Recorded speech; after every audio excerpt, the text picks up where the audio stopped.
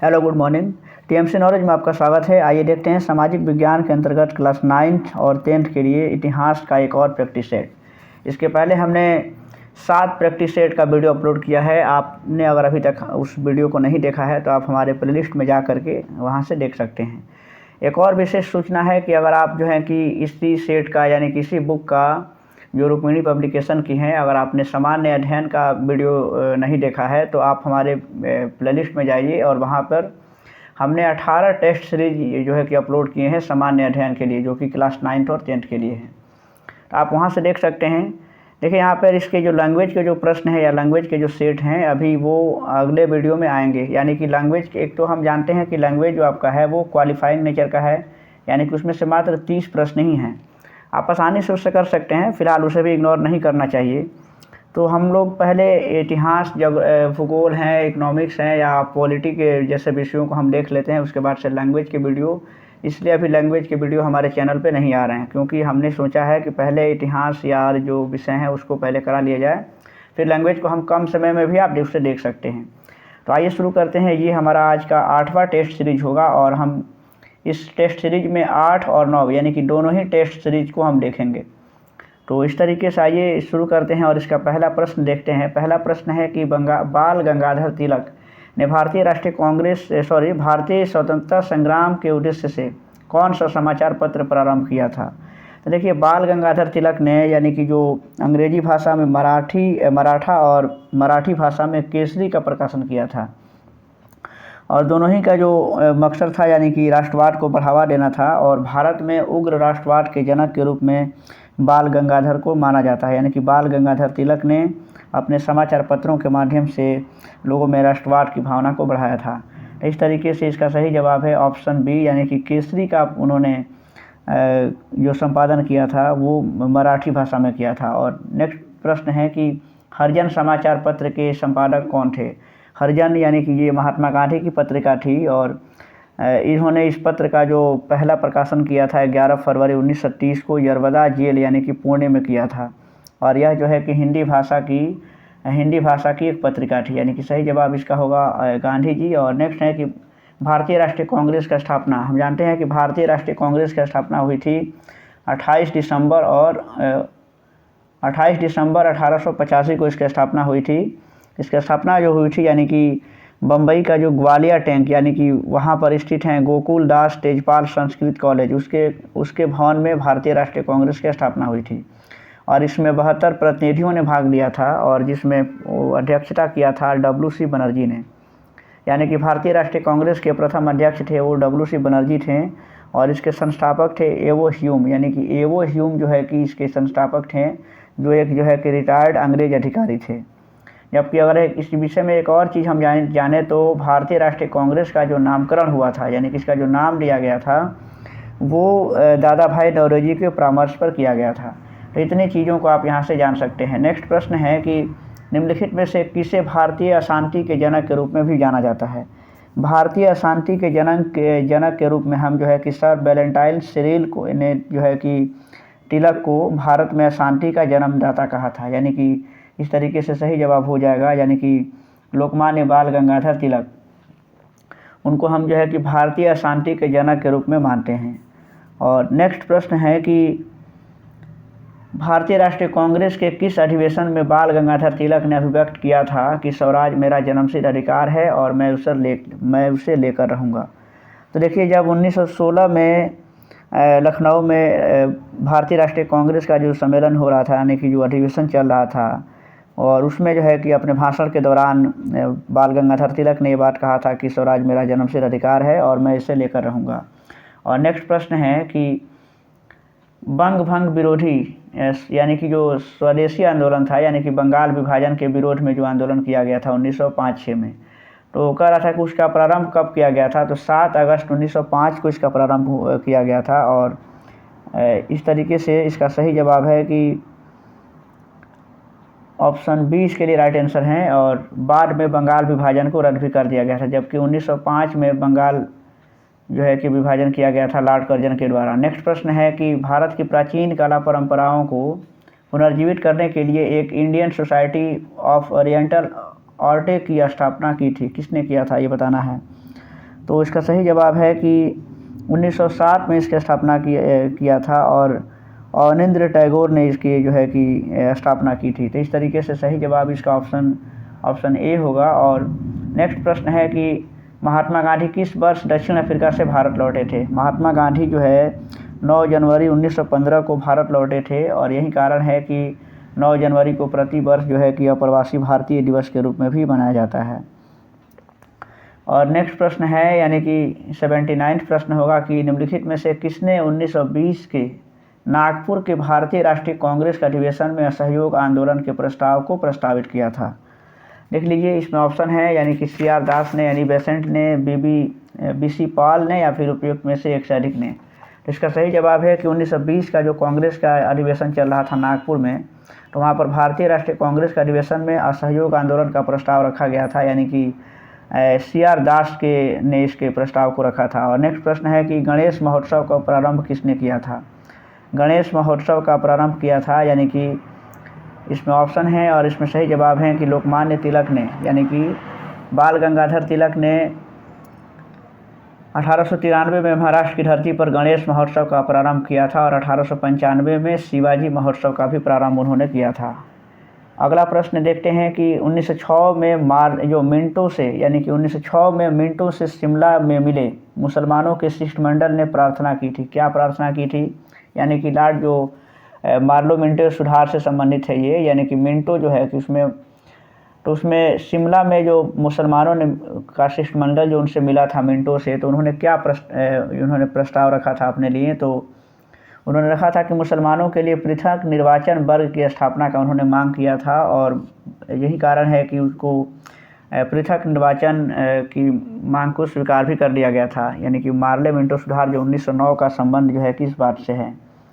Home rule आंदोलन भारत के स्वतंत्रता संग्राम के एक नए चरण के आरंभ का द्योतक था। क्यों, ये बताना है।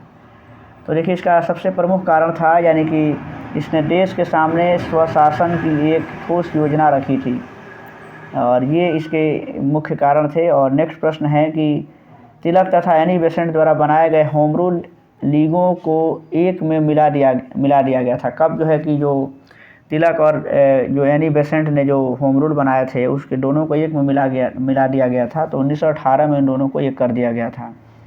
रॉलेट एक्ट के विरोध में किसने लगान न देने का आंदोलन चलाने का सुझाव दिया था? ये अगला प्रश्न है और इसमें सही जवाब है कि स्वामी श्रद्धानंद ने लगान नहीं देने का सुझाव दिया था रॉलेट एक्ट के विरोध में, क्योंकि हम जानते हैं कि रॉलेट एक्ट जो है कि जिसे भारतीयों ने काला कानून कहा था।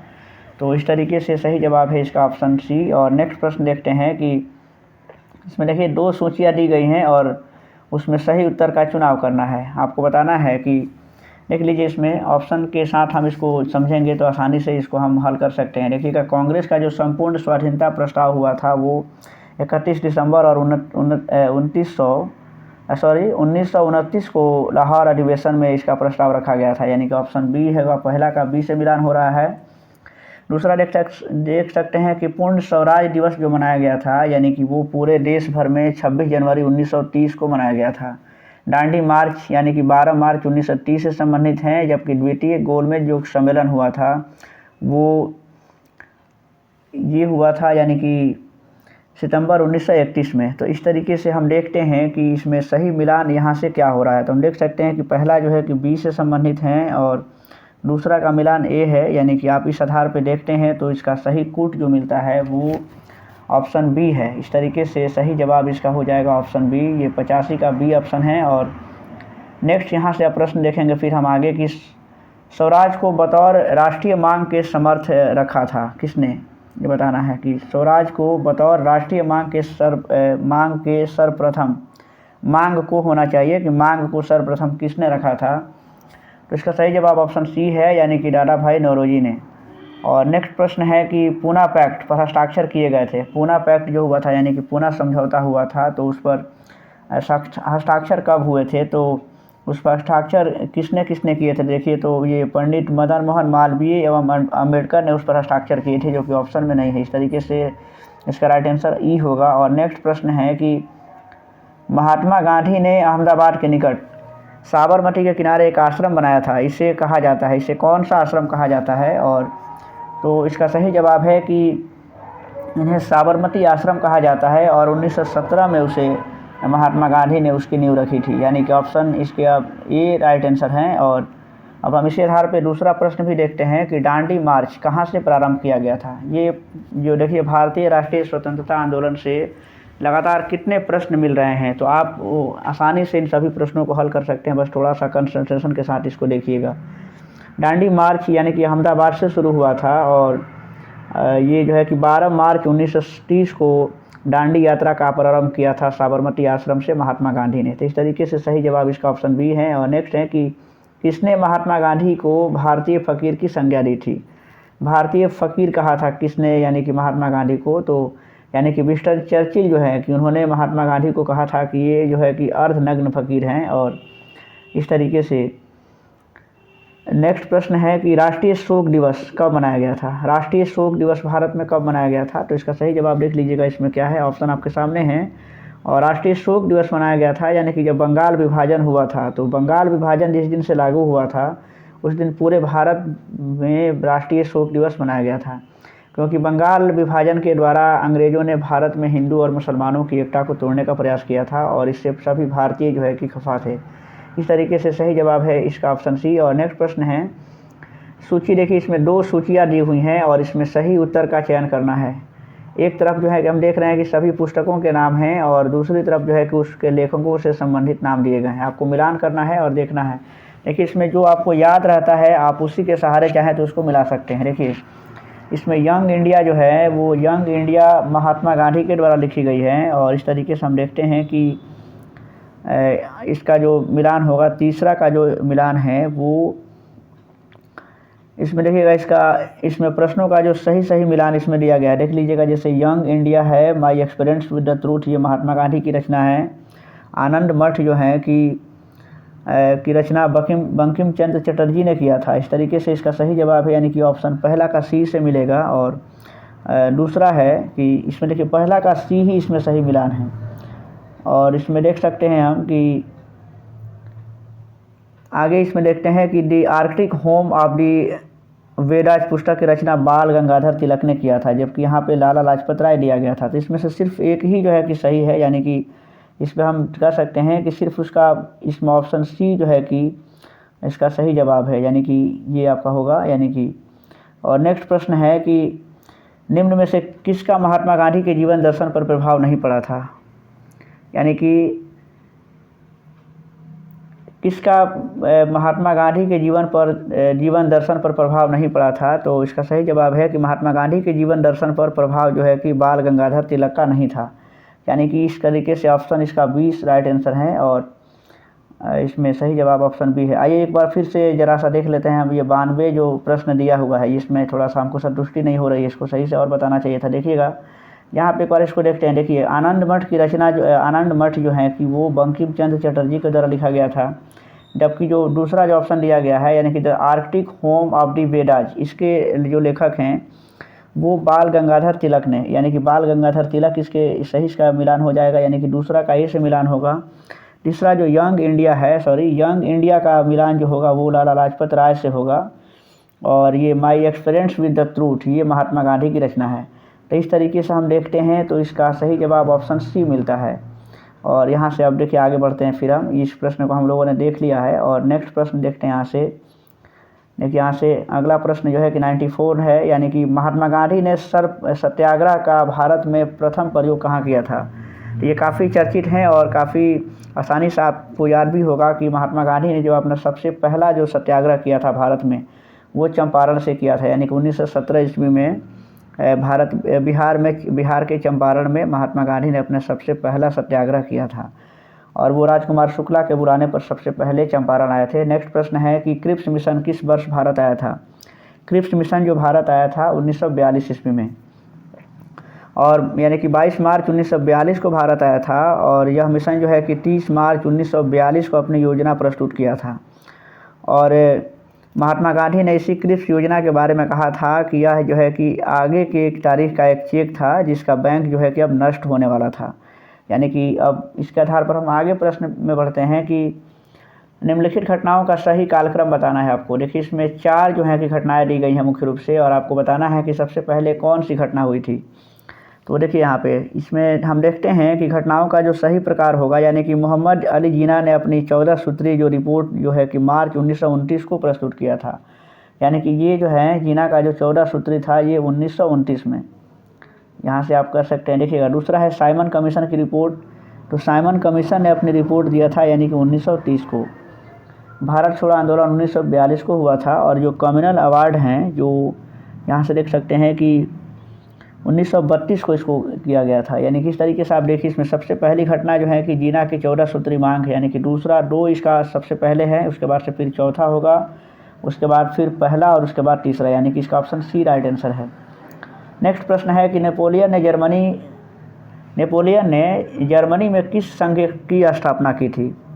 तो देखिएगा नेपोलियन के द्वारा जर्मनी में जो राइन संघ की स्थापना की गई थी, यानी कि इसका सही जवाब ऑप्शन सी है, और 1806 में यानी कि नेपोलियन ने इसकी स्थापना की थी। नेक्स्ट प्रश्न है कि फ्रेंड्स ऑफ इटली नामक संस्था का गठन किसने किया था। फ्रेंड्स ऑफ इटली नामक संस्था का गठन जो किया गया था वो मेजनी ने किया था, इसका सही जवाब है। और नेक्स्ट प्रश्न देखते हैं कि लियांग कीचाओ कौन था। लियांग कीचाओ के बारे में बताना है। तो देखिए ये चीनी सुधारक थे, और जो है कि इसमें इस तरीके से हम कह सकते हैं कि एक प्रकार के चीनी सुधारक थे। यानी कि इसके बाद से देखिए चीनी सुधारक, चीन में बहुत से जो है कि महान सुधारक हुए थे, जिसमें कन्फ्यूशियस का नाम भी आता है।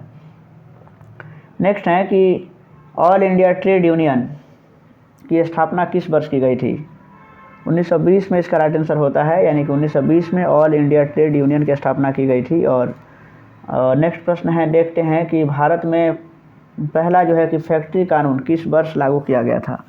तो भारत में जो पहली फैक्ट्री कानून जो लागू किया गया था 1881 में लागू किया गया था, और लॉर्ड रिपन के काल में प्रथम फैक्ट्री एक्ट लाया गया था। नेक्स्ट है कि चार्टिस्ट आंदोलन क्यों किया गया था। चार्टिस्ट आंदोलन क्यों किया गया था। तो ये चार्टिस्ट जो आंदोलन हुआ था यानी कि बालिग पुरुषों के मताधिकार के मांग के लिए किया गया था 1832 में, और इसके बाद से जो है कि वहाँ के नागरिकों को यानी कि 1928 में सबसे पहले महिलाओं को यहाँ पर इंग्लैंड में जो है कि मताधिकार का प्रयोग जो है कि करने का अधिकार मिला था, यानी कि अपने मत देने का अधिकार मिला था।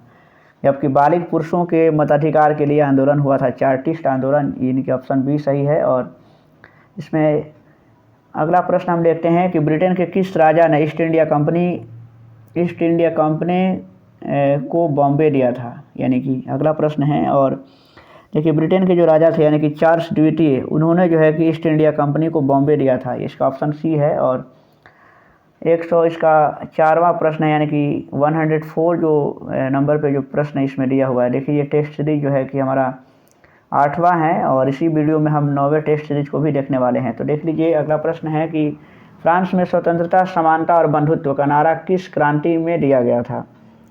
तो फ्रांस की जो क्रांति हुई थी यानी कि 14 जुलाई से जो क्रांति हुई थी, तो उसमें जो है कि ये नारा दिया गया था। और इसका अगला प्रश्न देखते हैं कि मॉन्टेस्क्यू द्वारा लिखित पुस्तक का नाम क्या है। मॉन्टेस्क्यू ने कौन सी पुस्तक लिखी है। तो उन्होंने लिखा है कि द स्पिरिट ऑफ लॉज, ये पुस्तक का नाम है उनके द्वारा जो लिखा गया है, यानी कि ऑप्शन बी है सही जवाब। और स्वतंत्रता, समानता और बंधुत्व का नारा किस क्रांति में दिया गया था, यानी कि फ्रांसीसी क्रांति में। और ये ऑप्शन अभी भी, ये सवाल पहले भी मिला हुआ था।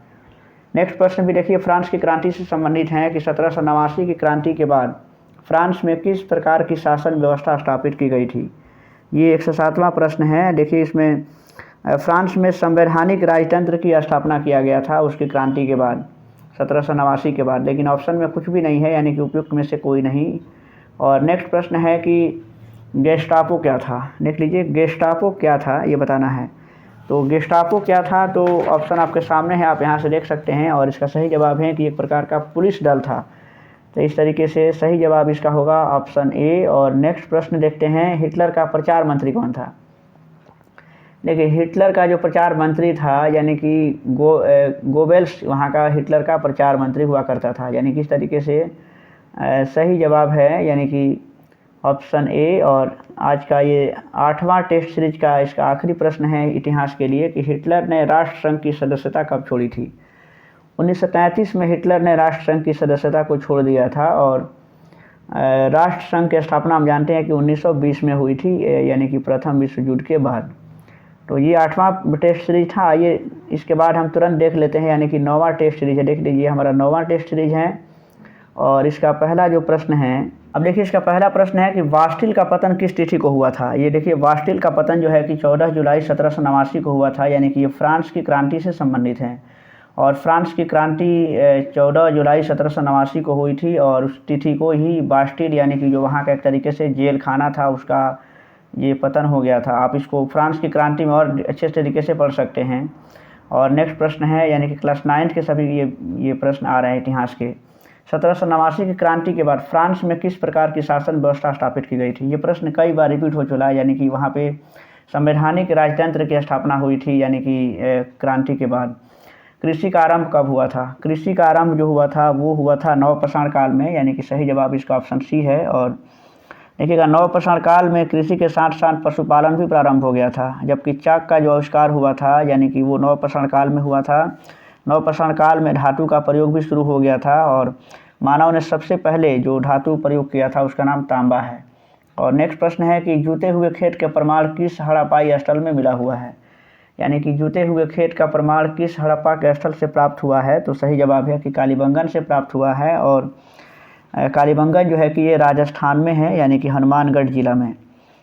नेक्स्ट प्रश्न है कि भारत में हरित क्रांति किस दशक में हुई थी। भारत में देखिए, हरित क्रांति जो हुई थी वो यानी कि 1966 और 1967 के समय में हुई थी। यानी कि किस दशक में अगर हम देखें तो दशक कौन सा हुआ, तो ये 1960 के दशक माना जाता है कि भारत में हरित क्रांति की शुरुआत हुई थी।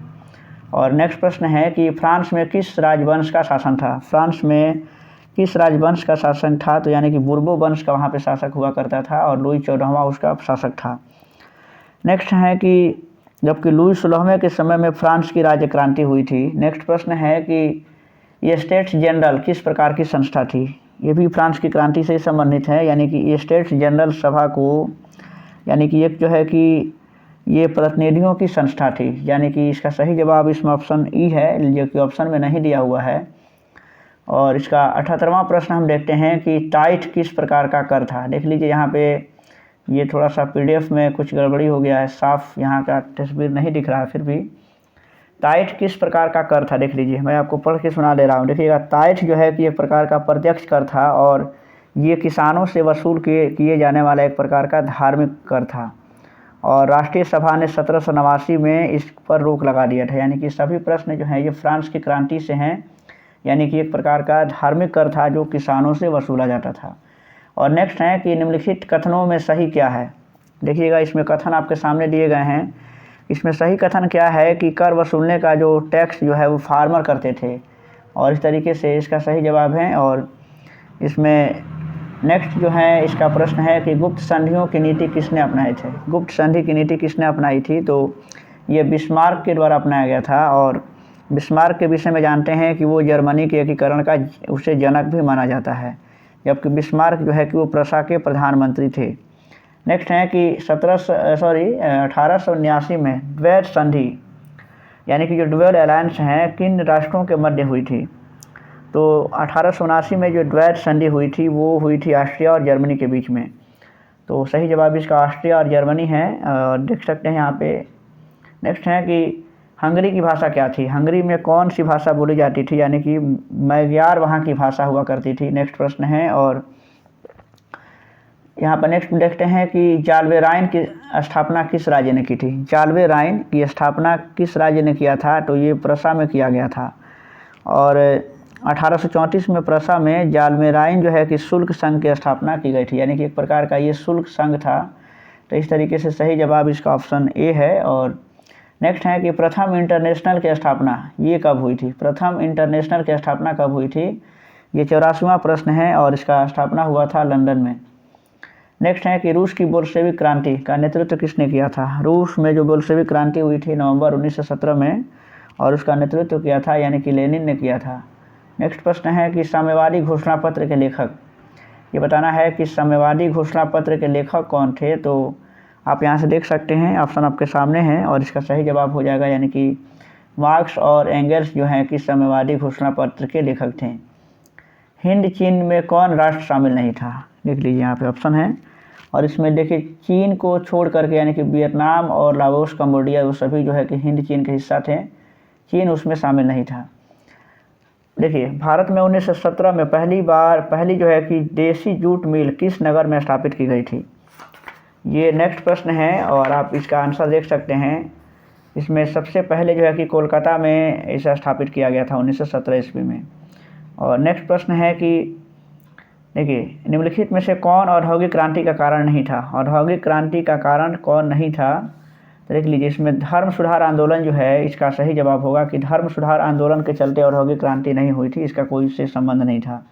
जनसंख्या का घनत्व सबसे अधिक कहाँ होता है? ये नेक्स्ट प्रश्न है। जनसंख्या का घनत्व सबसे ज़्यादा कहाँ होता है? यानी कि सबसे ज़्यादा वो यानी कि शहरों में होता है। इस तरीके से ऑप्शन सी इसके लिए राइट आंसर है। और देखिए यहाँ पे हिस्ट्री में ये हम कह सकते हैं कि ज्योग्राफी के क्वेश्चन यहाँ पे डाल दिया गया है। नेक्स्ट प्रश्न है कि लंदन में भूमिगत रेल किस वर्ष आरंभ हुई थी? यानी कि लंदन में भूमिगत रेल के स्थापना जो शुरुआत की गई थी 1863 ईस्वी में। और जबकि भारत में जो रेल की शुरुआत हुई थी यानी कि 1853 ईस्वी में हुई थी, जबकि भारत में पहली जो रेलगाड़ी चलाई गई थी ठाणे और मुंबई के बीच में, यानी कि कुल 34 किलोमीटर की ट्रेन चली थी भारत में सबसे पहले। नेक्स्ट है कि भारतीय स्वतंत्रता संग्राम के काल के संदर्भ में इंडियन स्टैट्यूटरी कमीशन को आमतौर पर किस नाम से जाना जाता था? किस नाम से जाना जाता है? तो देखिए इसमें सही जवाब है, यानी कि इसे हम साइमन कमीशन के नाम से जानते हैं, जो कि ऑप्शन में नहीं है। इस तरीके से सबसे इसका आंसर होगा कि उपयुक्त में से कोई नहीं। नेक्स्ट प्रश्न है कि निम्नलिखित में से किसने सर्वप्रथम भारत में द सोशलिस्ट नामक समाजवादी साप्ताहिक की शुरुआत की थी? सबसे पहले भारत में द सोशलिस्ट नामक जो है यानी कि समाजवादी समाजवादी जो साप्ताहिक की शुरुआत की गई थी, तो ये की गई थी यानी कि अमृत डांगे के द्वारा की गई थी, यानी कि इसका सही जवाब ऑप्शन सी है। और नेक्स्ट प्रश्न देखते हैं कि वाई सोशलिज्म नामक पुस्तक के लेखक कौन है? यानी कि वाई सोशलिज्म इस पुस्तक के लेखक कौन है आपको बताना है। तो देख लीजिए इसमें जयप्रकाश नारायण ने ये किताब लिखी थी, यानी कि वाई सोशलिज्म यानी कि समाजवाद क्यों, इसका आंसर होगा। और नेक्स्ट है कि मराठों द्वारा अंग्रेजों के साथ 1782 की सालबाई की संधि किसके आग्रह पर की गई थी?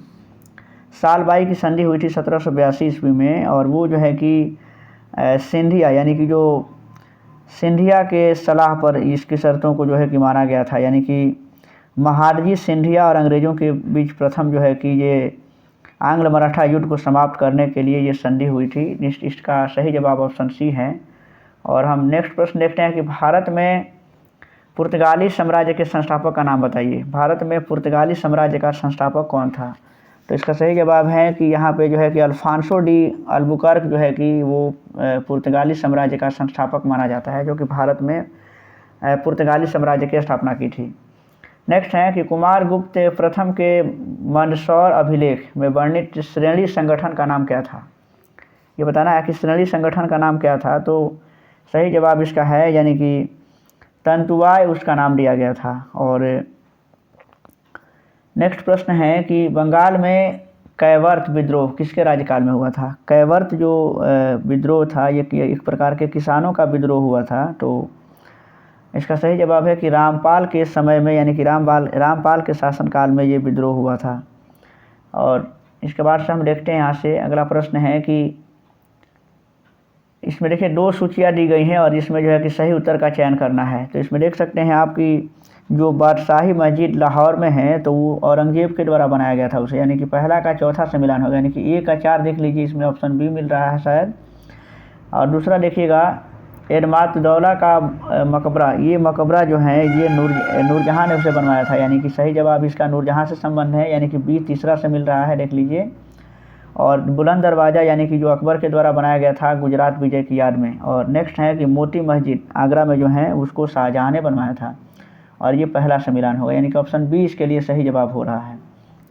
नेक्स्ट प्रश्न है कि सबसे अधिक बोली लगाने वाले को भूमि राजस्व वसूल करने का अधिकार देने की व्यवस्था का प्रारंभ सर्वप्रथम किसने किया था? जो सबसे अधिक बोली लगाएगा वही जो है कि भूमि राजस्व का वसूल करेगा, ये व्यवस्था किसके द्वारा लागू की गई थी? तो इसको लागू करने का श्रेय जो है कि जाता है यानी कि वारेन हेस्टिंग्स को, यानी कि जो अगला प्रश्न अब है कि राजा राम मोहन राय, देखिए ये नेक्स्ट प्रश्न है कि राजा राम मोहन राय ने निम्न में से किस ग्रंथ के लेखक थे वो। राजा राम मोहन राय किस ग्रंथ के लेखक थे, ये देख लीजिए 101 ये क्वेश्चन है और इसका सही जवाब है यानी कि तोहफत उल मुहद्दीन ग्रंथ लिखा था, यानी कि फारसी भाषा में उसको उन्होंने लिखा था। नेक्स्ट है कि मराठी पाक्षिक पत्र यानी कि बहिष्कृत भारत में किसने प्रारंभ किया था उसे। तो बहिष्कृत जो है कि वो BR अम्बेडकर के द्वारा शुरू किया गया था। और नेक्स्ट है कि वर्ष 1920 में लाहौर से लाला लाजपत राय द्वारा कौन सा उर्दू समाचार पत्र प्रारंभ किया गया था। इसका सही जवाब है ऑप्शन ए यानी कि वंदे मातरम इसका नाम था और उन्होंने जो है कि इसका वंदे मातरम का संपादन किया था और वो लाहौर से किया था। नेक्स्ट प्रश्न है कि किनके प्रयत्नों से मुंबई में प्रथम महिला विश्वविद्यालय की स्थापना हुई थी, ये बताना है। कि देखिएगा इसमें दिया है कि डॉक्टर D.K. कर्बे जो हैं, ये जो कि महाराष्ट्र के प्रसिद्ध एक समाज सुधारक थे यानी कि सामाजिक कार्यकर्ता थे और उन्हीं के प्रयत्नों से प्रथम महिला विश्वविद्यालय की स्थापना हुई थी और इसका सही जवाब है यानी कि D.K. कर्बे के द्वारा। नेक्स्ट प्रश्न यहाँ से देखते हैं। अब 105वां प्रश्न है कि जब भारत स्वतंत्र हुआ उस समय कांग्रेस के अध्यक्ष कौन थे। देखिए जब भारत आज़ाद हुआ था उस समय कांग्रेस के जो अध्यक्ष थे यानी कि वो थे JB कृपलानी, इसका सही जवाब है यानी कि 1947 में यानी कि उन्होंने वर्ष 1946 में मेरठ में आयोजित भारतीय राष्ट्रीय कांग्रेस के अधिवेशन की अध्यक्षता की थी और उनका वास्तविक नाम था यानी कि जो JB कृपलानी का यानी कि जीवट राम यानी कि भगवान दास उनका नाम था। नेक्स्ट है 106वां प्रश्न है कि 1908 में 6 वर्ष के कारावास की सज़ा स्वतंत्रता संग्राम के किस उग्रवादी नेता को दी गई थी। देख लीजिए इसमें इसका सही जवाब है कि बाल गंगाधर तिलक पर जो है कि राजद्रोह का मुकदमा चलाया गया था और इस तरीके से सही जवाब है यानी कि ऑप्शन बी। और नेक्स्ट प्रश्न है 1905 में बंगाल विभाजन किस वायसराय ने किया था। तो ये प्रश्न काफ़ी इजी है यानी कि लॉर्ड कर्जन इसका सही जवाब होता है और उसने बंगाल का विभाजन भी किया था और उसी के विरोध में भारत में स्वदेशी आंदोलन चलाया गया था। और इसका देख लीजिए यहाँ से 108वां प्रश्न है कि निम्नलिखित में से कौन सुमेलित नहीं है, कौन सुमेलित इसमें से नहीं है। देख लीजिए ऑप्शन आपके सामने हैं और इसमें देखिएगा अहमदिया आंदोलन जो है उसकी स्थापना 1889 में की गई थी और मिर्ज़ा गुलाम अहमद ने इसकी स्थापना की थी। तो इस तरीके से इसमें ऑप्शन सी यही गलत इसमें दिख रहा है यानी कि ऑप्शन सी इसका राइट आंसर होगा। और नेक्स्ट है कि दक्षिण अफ्रीका से लौटने के बाद गांधी जी ने प्रथम सफल सत्याग्रह कहाँ प्रारंभ किया था। ये प्रश्न कई बार ये मिल चुका है, इसी जो है कि प्रैक्टिस सेट में सब इसके पिछले में भी मिला हुआ था यानी कि चंपारण में महात्मा गांधी ने अपना सबसे पहला सत्याग्रह किया था 1917 ईस्वी में। और नेक्स्ट है और आखिरी प्रश्न है आज के लिए यानी कि सेट 9 का भी आखिरी प्रश्न है कि दक्षिण अफ्रीका में रहने की अवधि में महात्मा गांधी ने निम्न में से किस पत्रिका का प्रकाशन किया था। ऑप्शन आपके सामने हैं और इसका सही जवाब है आप देख सकते हैं, आपको तो पता होगा ही, आप बताइए इसका आंसर क्या होगा। और इसका सही जवाब है कि जो दक्षिण अफ्रीका में रहने के दौरान महात्मा गांधी ने जिस पत्रिका का जो प्रकाशन किया था तो उसका नाम क्या है, ये इसका नाम था यानी कि नटाल इंडिया इसका नाम था यानी कि उन्होंने इंडियन ओपिनियन नामक एक अखबार निकाला था जो कि इस ऑप्शन में कहीं भी नहीं दिख रहा है। इस तरीके से उपयुक्त में से कोई नहीं इसका सही जवाब होगा। तो इस तरीके से आपने देखा कि हम दोनों सेट मिला करके यानी कि 40 प्रश्न इसमें हैं यानी कि 80 प्रश्नों को हम लोगों ने इस दोनों ही सेट में देखा है यानी कि 80 प्रश्न देखे हम लोगों ने। और ये जो है कि सेट था यानी कि 8वां और यानी कि हिस्ट्री का ये टेस्ट सीरीज 8 और 9 थे। इसके बाद से इसमें कुल 11 ही टेस्ट सीरीज दिए हुए हैं। तो नेक्स्ट तक ये भी इसका हिस्ट्री का पूरा सेट जो है कि अपलोड कर दिया जाएगा और आप इसे आसानी से देख सकते हैं।